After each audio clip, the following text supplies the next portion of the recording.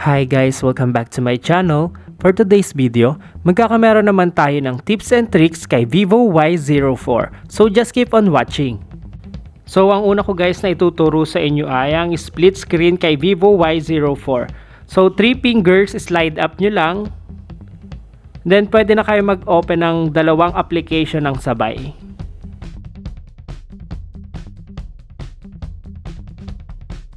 So ang next naman guys, ang small window kay Vivo Y04.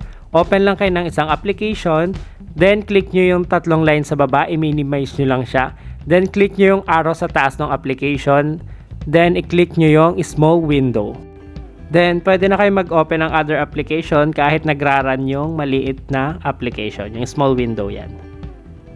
Pwede kayo mag-click ng other application, yan, pwedeng album or other application. Then, ang next ko guys na ituturo sa inyo is kung paano i-activate yung double tap to turn on and double tap to turn off. Then, raise to wake. Punta lang kayo sa settings. Then, hanapin nyo dyan guys si shortcuts and accessibility.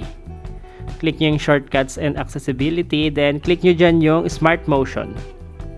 Then, after nun guys, click nyo dyan yung smart screen on and off.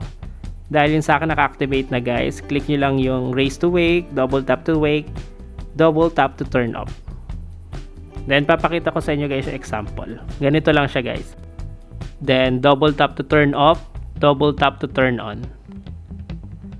Yan, ganun lang guys. Then ito naman yung raise to wake. Medyo ibaba nyo lang ng konti, then iangat nyo. Then mag-open na yung screen nya. Then ang next naman guys is kung paano mag-screenshot kay Vivo Y04. Ganun pa rin guys, 3 fingers, slide down.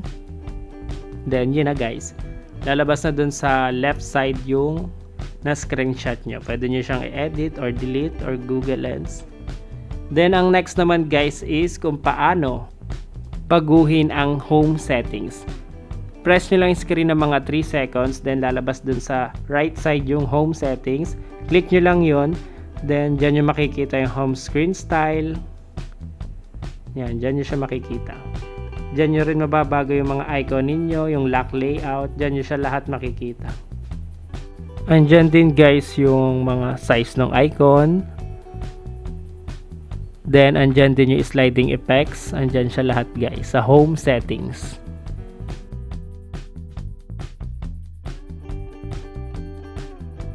Then itry natin guys yung sliding effects. Yan, pili lang kayo dyan sa baba ng gusto nyong effects. Then, ito guys yung example. Yan. Yan yung napili kong effects.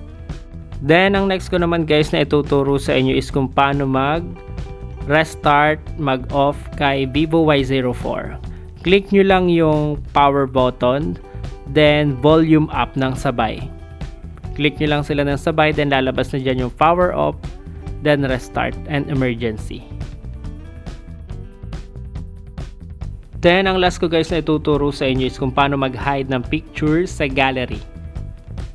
Punta lang kayo sa gallery ninyo, sa album. Then, click nyo yung pictures or yung picture na mapipili nyo. Click yung more. Then, click yung hide. Then, after nun guys, hindi mo na siya makikita sa album nyo. Yan, di ba nawala siya sa album? Makikita nyo siya sa dyan, sa taas. Click nyo yung setting icon. Then, i-click nyo yung hidden photos. Doon na siya lalabas guys. So, yun lang guys. Thank you for watching. Don't forget to click like, share, and subscribe.